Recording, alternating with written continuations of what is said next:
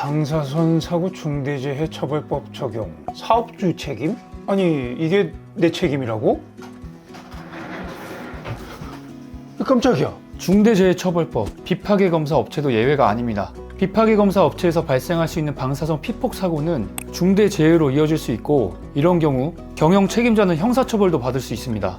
아니, 제가 처벌을 받는다고요? 네, 맞습니다. 중대재해처벌법은 단순한 업무 분류가 아니라 상시 근무자 5인 이상 중대산업재해가 발생할 위험 요인이 존재하는 사업장이라면 모두 적용됩니다. 비파괴 검사 현장은 방사선 사용, 고소작업, 밀폐된 공간에서 작업하는 경우 등 여러 고위험 작업 환경에 노출되어 있어서 사장님의 안전조치 의무가 필수적이죠. 아니, 방사선이 중대재해 원인이라고요? 중대재해처벌법에서 규정한 직업성 질병에는 전리방사선 노출로 인한 급성 방사선 증후군이나 재생불량성 빈혈이 포함됩니다. 실제로 방사선 투과 검사 업무에 종사하던 노동자 3명이 방사선 피폭에 의해 백혈병 사고가 발생되거나 방사선 조사기의 결함으로 튜브에 남아있던 방사선원에 의해 종사자가 과피폭된 사고도 일어나기도 했습니다. 이러한 실제 사례에서 봤듯이 높은 선량의 방사선원을 사용하는 비파괴 검사 업체에서 특히 방사선 안전에 대한 많은 관심이 필요한데요. 중대재해를 예방하려면 어떤 조치들이 필요한지 함께 살펴볼까요? 중대재해처벌법 시행령 제4조에 따르면 경영책임자는 단순한 권한만을 가진 사람이 아니라 작업 종사자의 생명과 안전을 지키기 위한 6가지 안전, 보건 확보 의무를 반드시 이행해야 합니다. 이 의무들은 단순 형식이 아닌 실제 재해를 예방하기 위한 실질적인 조치로 구성되어 있습니다. 6가지 의무사항에 대해서 지금부터 하나씩 점검해 보겠습니다. 중대재해처벌법 시행령 제4조 1. 안전보건 경영방침 수립 및 업무를 총괄 관리하는 전담 조직 설치.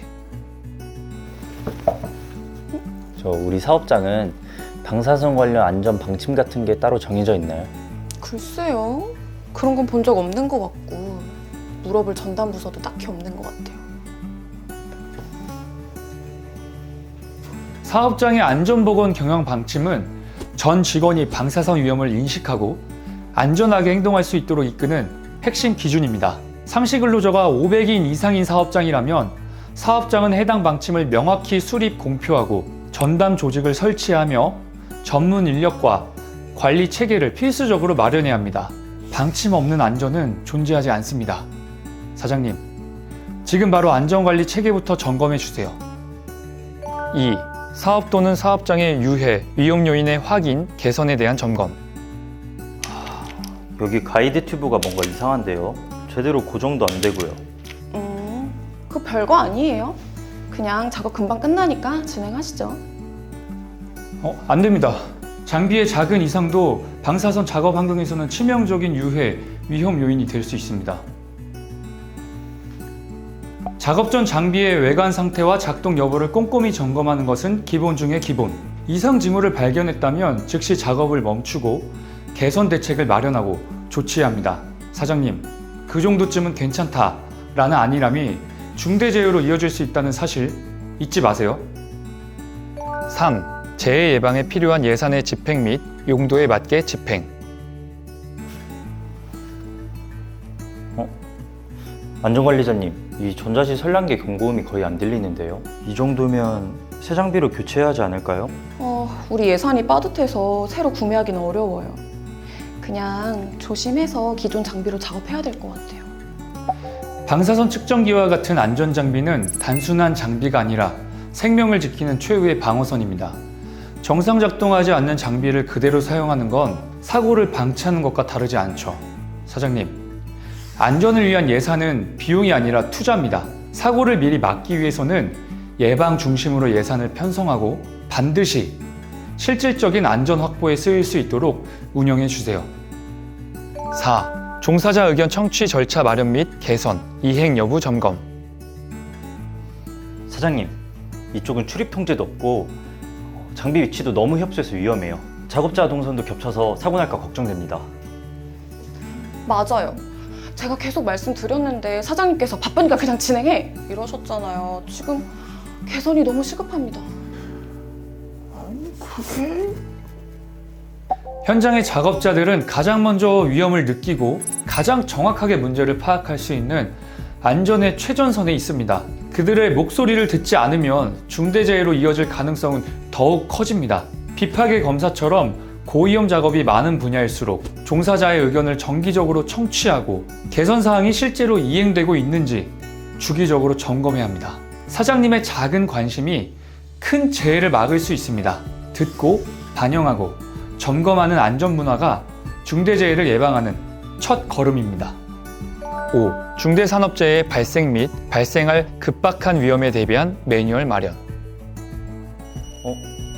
조사기 근처 선량이 너무 높은데요? 기준 초과 같아요. 어떡하죠? 이럴 때 정확하게 어떻게 했더라? 사고는 예고 없이 발생합니다. 특히 방사선 작업처럼 급박한 상황이 생길 경우 매뉴얼 부재는 대혼란으로 이어질 수 있습니다. 비상 상황을 가정한 대응 매뉴얼을 마련하고 모든 작업자가 실제로 숙지하고 행동할 수 있도록 정기적인 훈련이 이루어져야 합니다. 사장님, 준비되지 않은 대응은 대응이 아닙니다. 매뉴얼과 교육은 중대재해를 막는 마지막 방어선입니다. 6.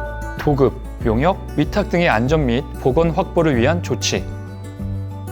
이번에 발주한 곳은 신경을 많이 쓰네. 교육은 받았는지 안전장비는 다 있는지 이것저것 물어보는 게 많네요. 그쵸? 중첩법 시행되니까 다른 사업장에서 일 줄 때 신경 많이 써주는 것 같아요. 우리야 뭐 신경 써주면 너무 좋죠. 외부 인력도 사업장 근로자와 동일한 작업 환경에서 근무합니다.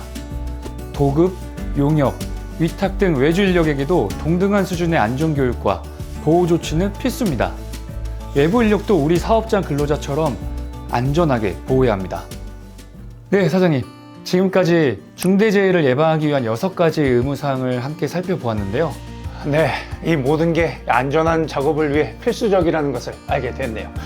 이제부터 신경 써서 이 의무를 다하도록 하겠습니다. 안전을 위한 첫걸음은 나부터 시작하는 거죠. 네, 사장님의 작은 관심과 실천이 방사선 안전 문화를 만드는 첫 걸음입니다. 내가 지킨 방사선 안전수칙. 자리 잡는 방사선 안전 문화.